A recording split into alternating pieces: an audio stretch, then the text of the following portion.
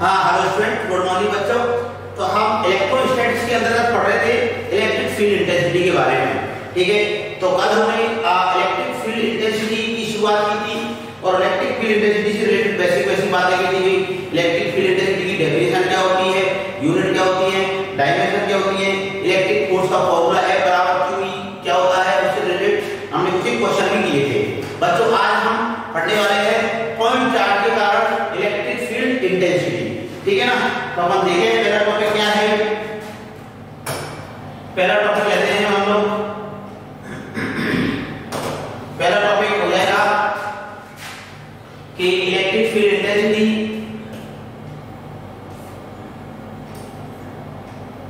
Electric field intensity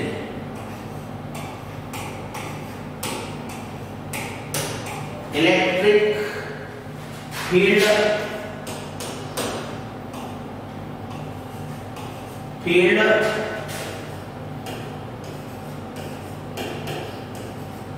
intensity,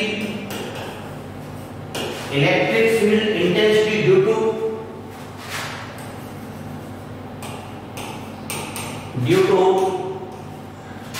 point charge,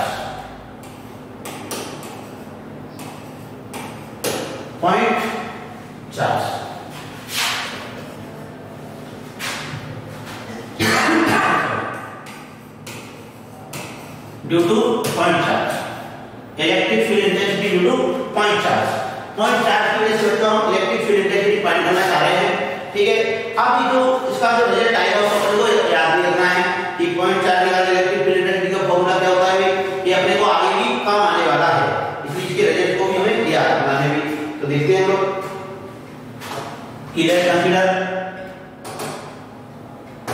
late consider a point charge, ठीक है भाई।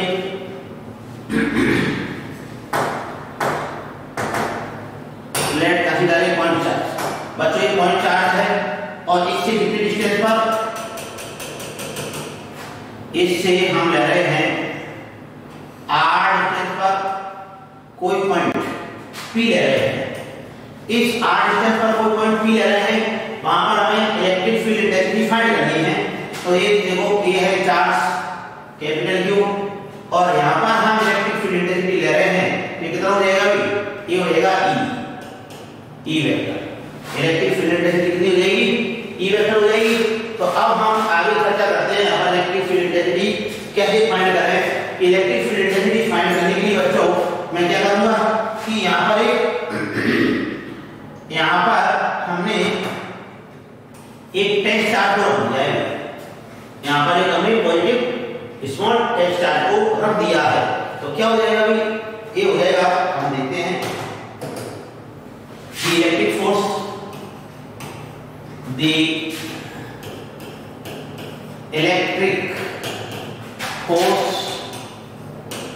the electric force on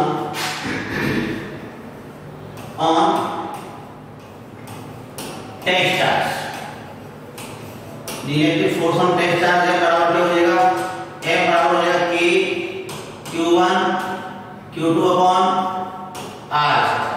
ये है कूलॉम फ्लो से आया था रिलेशन की दो चार्ज के बीच में हम फोर्स निकालना है, निकालेंगे। अब इसमें वैल्यू को रख दो, ये बराबर हो जाएगा A बराबर K capital Q small q upon R square.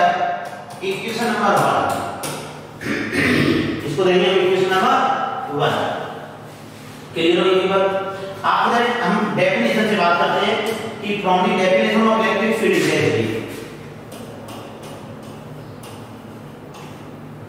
from the definition of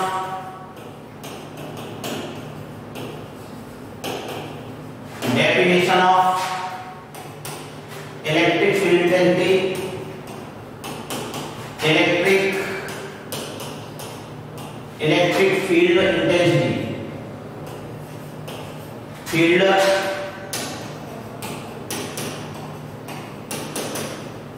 intensity from the definition of electric field intensity, E बराबर क्या हो जाएगा भाई, ये होता है F upon Q not. E बराबर क्या होता है F upon Q not. Clear. अब इसमें क्या कर रहे हैं हम लोग, फ्रॉम इक्वेशन 5 की वैल्यू पुट कर देंगे कि first, putting the value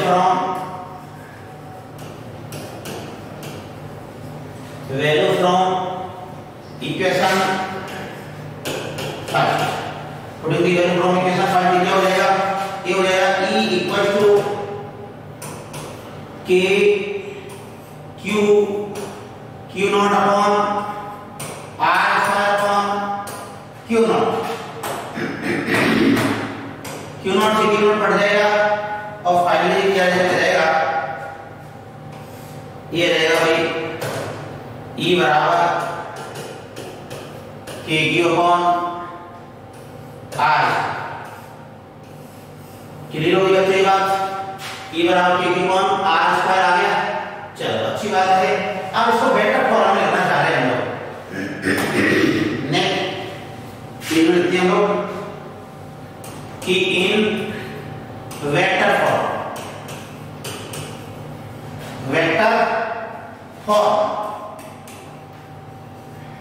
in vector form क्या हो जाएगा, ये हो जाएगा E वेक्टर बराबर KQ upon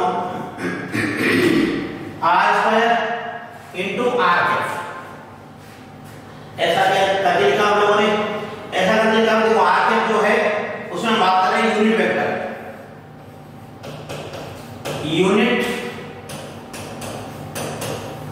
vector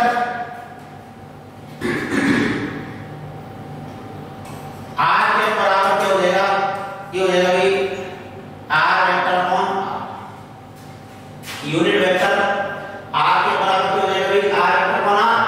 therefore E बराबर क्या हो जाएगा बच्चों, E बराबर हो जाएगा KQ upon R square into R vector upon R। यहां तक लिख दिया हम लोगों ने, तो ये फाइनली कितना जाएगा वेक्टर फॉर्म में, ये जाएगा भाई E वेक्टर बराबर KQ upon RQ into R।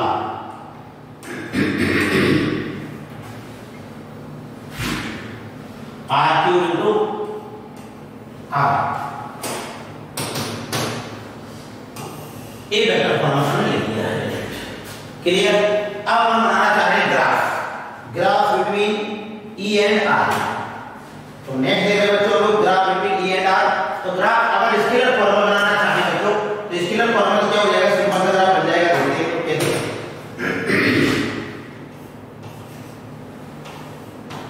Graph between E and R, graph between E and R। Clear हो गई बच्चों बात। तो E एंड R का ग्राफ बनाए, स्केलर फॉर्मूला बना रहे हैं, केवल मैग्नीट्यूड को हम देख रहे हैं यहाँ पर R और E। तो ये रहेगा ग्राफ, ऐसे करते हुए E inverse equal to R, ये बच्चों बनने देगा। क्लियर। अब इसी का वेक्टर फॉर्मूला बनाना चाहें कैसे हो जाएगा ग्राफ, कि graph between E vector and R vector,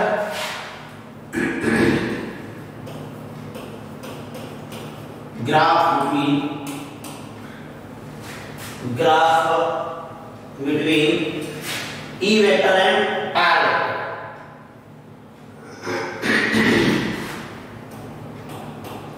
E vector and R, E vector and R vector में क्या हो जाएगा, देख रहे हैं हम लोग कि देख रहे हैं लोग बच्चों,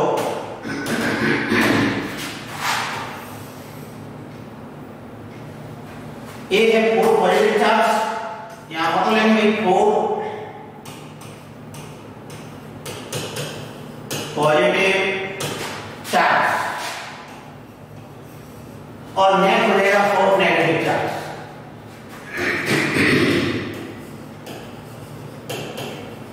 negative charge, positive charge and negative charge. तो पॉजिटिव चार्ज के लिए बात करेंगे,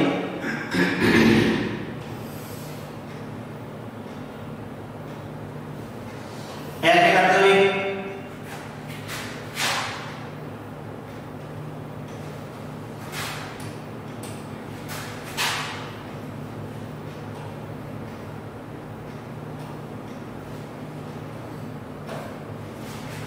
एक है भाई यहाँ पर हम ले रहे हैं आर वेक्टर, ई वेक्टर, जिसके लिए तो ग्राफ आएगा इस टाइप का, ठीक है। इधर की तरफ ग्राफ आएगा बच्चों इस टाइप का, ऐसे। ए है ई वेक्टर आर।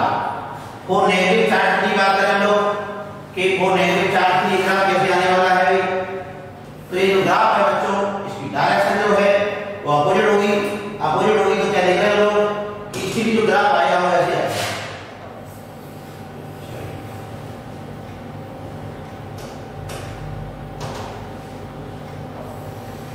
ऐसे करते हुए और ऐसे करते हुए। ये है graph between E vector and R. ये तो है आर वेक्टर, ये है ई वेक्टर, किसके लिए? नेगेटिव चार्ज के लिए। क्लियर होगी बात? अब ये बच्चों को बच्चों के समझ नहीं आएगी ऐसे बना कैसे, इसको मैं थोड़ा सा समझाता हूँ। जो कैसे समझा रहा हूँ कि पॉजिटिव चार्ज है। सबसे पहले तो हम एक नोट ले लें हम लोग डायरेक्शन से रिलेटेड। क्या? The electric field, the direction of electric field, the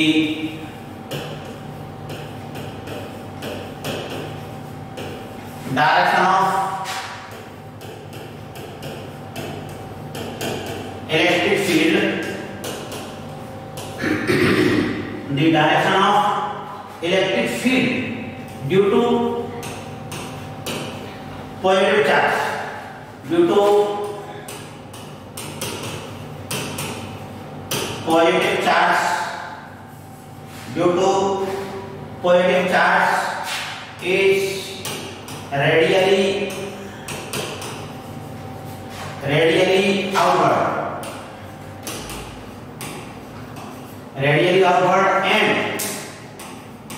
and due to negative charge radially inward, and due to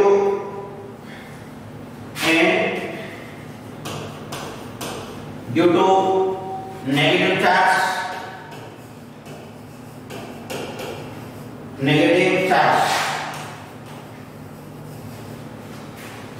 radially inward।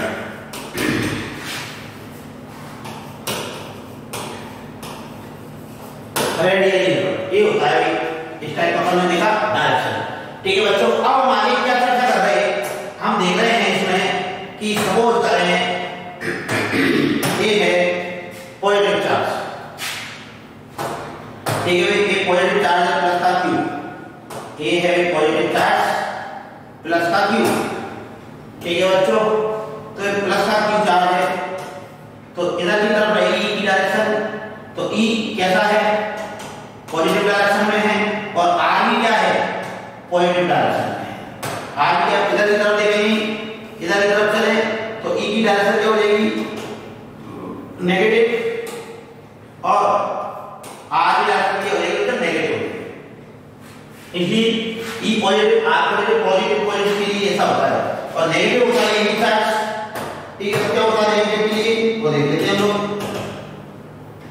कि आर इधर की तरफ होगा पॉजिटिव, बट ई क्या होता है? नेगेटिव के लिए इनवर्ट होता है, तो ये अपोजिट डायरेक्शन ऐसे करते हैं, एक पॉजिटिव से नेगेटिव। इधर की तरफ देखें हम लोग तो आर को क्या हो जाएगा? आर को हो जाएगा नेगेटिव, बट ई क्या हो जाएगा? पॉजिटिव। ऐसा बनने देगा। इसलिए जो ग्राफ बना है,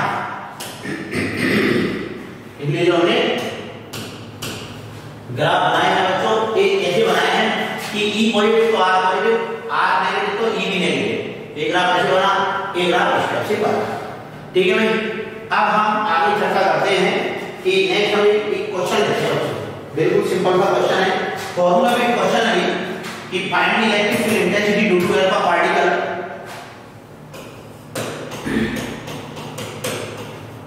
find the electric field intensity, find the electric field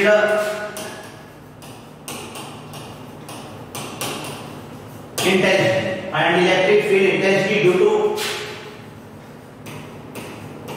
due to alpha particle. Find electric field intensity due to alpha particle at the distance of 3 micrometer from alpha particle.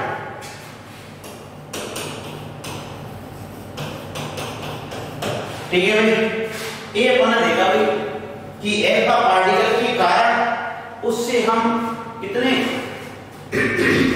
3 micrometer की distance पर हमें बच्चों electric field define करनी है। तो देख रहे हो 4 नॉन alpha पार्टिकल कितना होता है, ये देख लेते हैं। सबसे पहले तो हम कि 4 non alpha particle charge on alpha particle, charge on alpha particle कितना हो जाएगा भाई, Q बराबर है प्लस का 2E। Charge on alpha particle कितना हो जाएगा, Q बराबर प्लस का 2E।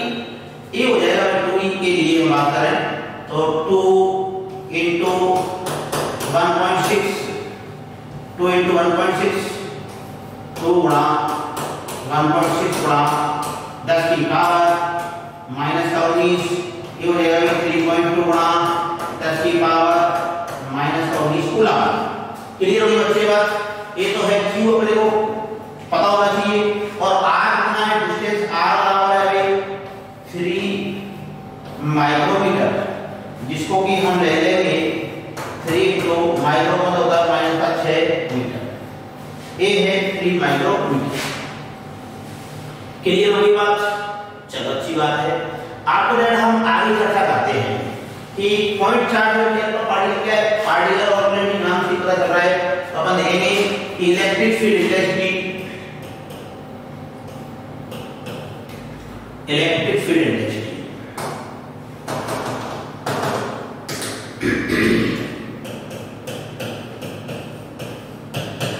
इलेक्ट्रिक फील्ड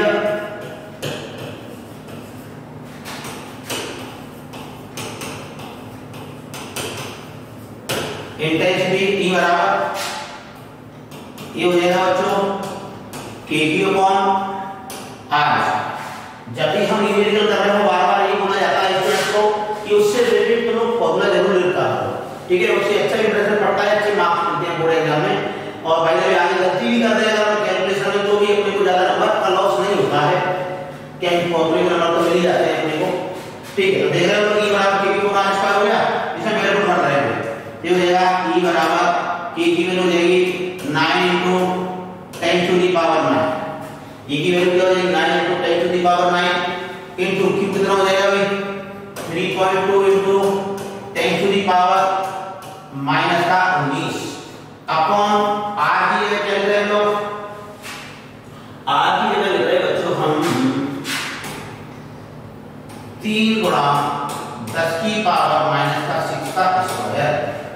जब हम इसको सॉल्व करेंगे आगे क्या हो जाएगा भाई 9 into 3.2 के साथ ले लेंगे लोग into 10 की पावर माइनस का 10, ऐसा हो गया। और देखा लोग 9 into 10 की पावर माइनस का 12, इतना देखा हम लोगों ने। अब क्या देख रहे हो लोग 9 से 9 तो कट गया, 9 से 9 कट गया, तो हम क्या देख रहे हैं भाई कि ये हो जाएगा भाई E बराबर 3.2 गुणा 10 की पावर माइनस का 10 प्लस का 12, ये ऊपर चली जाएगी पावर, तो फाइनली E बराबर कितना जाएगा भाई, ये हो जाएगा 320 न्यूटन अपॉन कूलम। तो ये है पॉइंट चार्ज के कारण एक न्यूमेरिकल सिंपल सा, ठीक है। अब हम देखेंगे electric field intensity due to system of point charge. Clear बच्चों? तो अब हम आगे नेक्स्ट टॉपिक पर डिस्कशन करने वाले हैं। क्या डिस्कशन करने वाले हैं कि electric field intensity due to system of charge.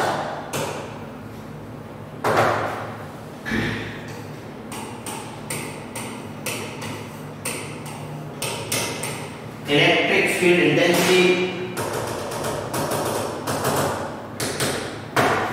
electric field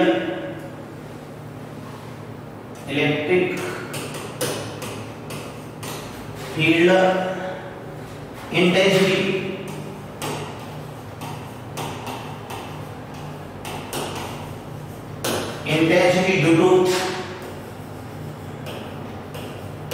due to system of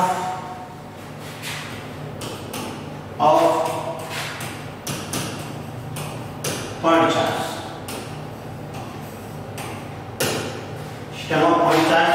और प्रिंसिपल ऑफ सुपरपोजिशन। इस टॉपिक को क्या बोल सकते हैं?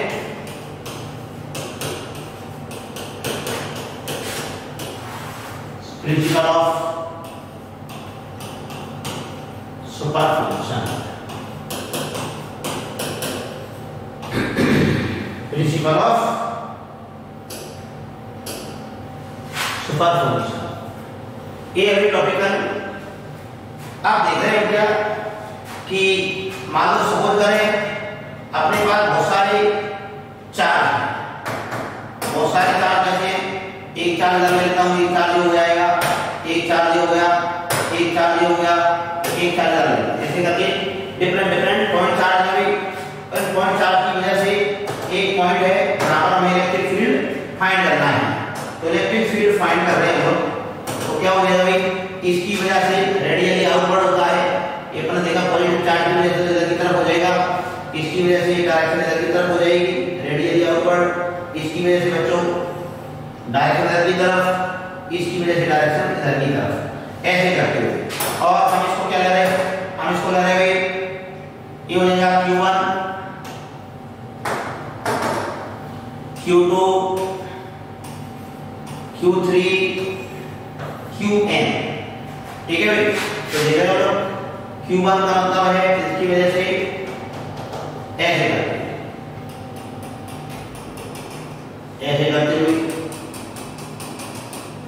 करते हुए ऐसे। तो Q1 की वजह से हो जाएगा E1 वेक्टर यहाँ पर, Q2 की वजह से हो जाएगा E2 वेक्टर, E3 वेक्टर और En वेक्टर। ठीक है ना, ऐसे कर देगा। अब अगर नेट निकालना है तो प्रिंसिपल ऑफ सुपरपोजिशन क्या कहता है बच्चों, वो अपन देख रहे हैं, लिखकर देख लेते हैं। तो ये हो जाएगा according to principle of superposition,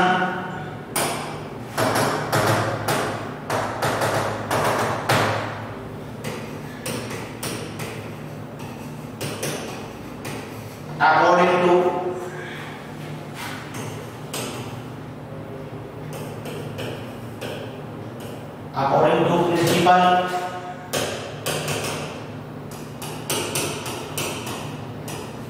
principle of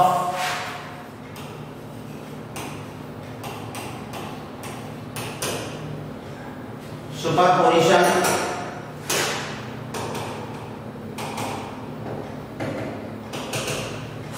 jadi principle of superposition, the resultant electric field intensity at a point, the resultant net electric field intensity,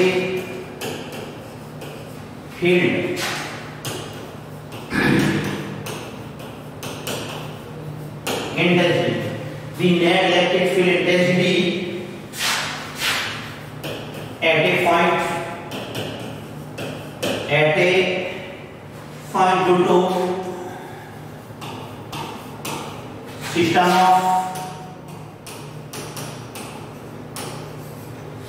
of point charges,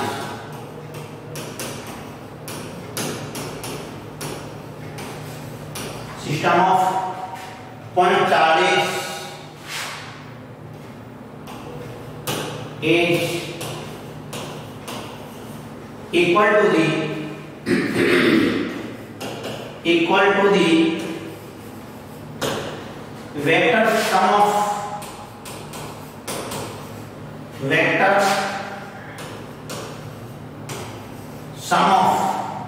is equal to the vector sum of, किसकी vector sum of electric field intensity, electric field intensity, vector sum of electric field intensity due to each charge, each charge. Clear? That is E बराबर क्या है? E net बराबर हो जाएगा बच्चों E1 vector plus E2 vector plus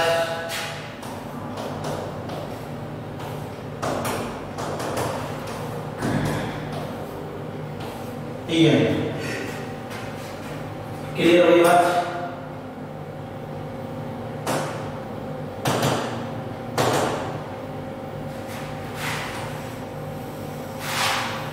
ये हो गया फाइनली रिलेट।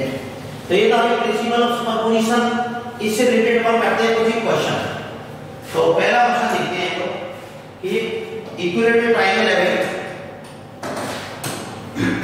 इक्विलेटरल ट्रायंगल है, ठीक है, जिसके हर एक कोने पर कितना कितना चार्ज रखा हुआ है, देख रहे हो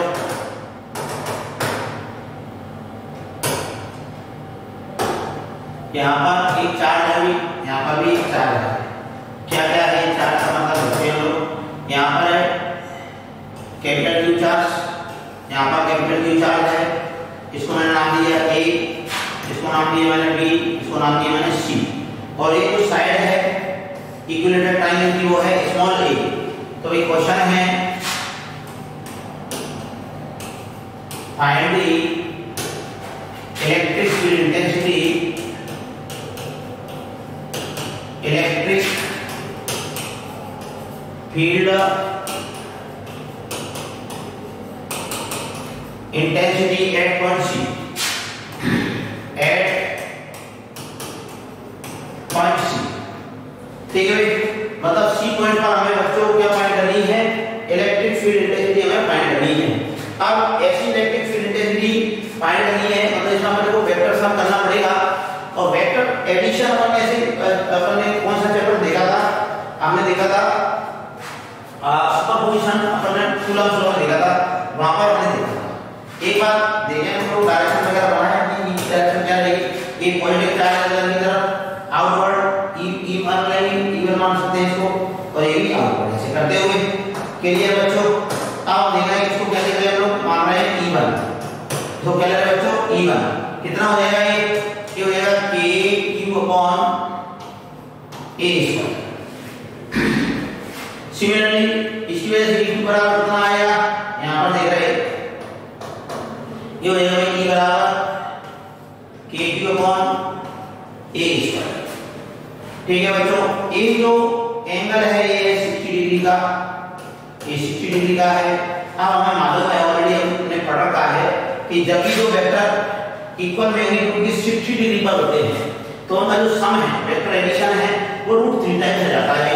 अगर मैं E1 E2 को बराबर मान लूं, E के बराबर मान लूं कि E1 बराबर E2 बराबर E है, ठीक है, तो E नेट बराबर क्या हो जाएगा, ये हो जाएगा E नेट या रिजल्टेंट बराबर √3E। ठीक है ना बच्चों, E नेट बराबर हो जाएगा √3E हो जाएगा, और E की जगह पर रखते हैं KQ अपॉन A स्क्वायर। तो E नेट बराबर क्या जाएगा, ये जाएगा भाई E नेट बराबर √3 KQ अपॉन A स्क्वायर। ठीक है बच्चों, ये मतलब इसका जो रिजल्ट आएगा वो ऐसे रिजल्ट आ जाएगा।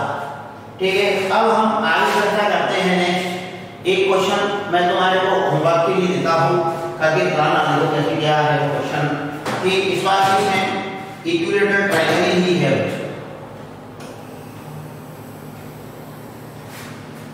ऐसे कोई इक्विलेटरल ट्रायंगल है जिसकी जो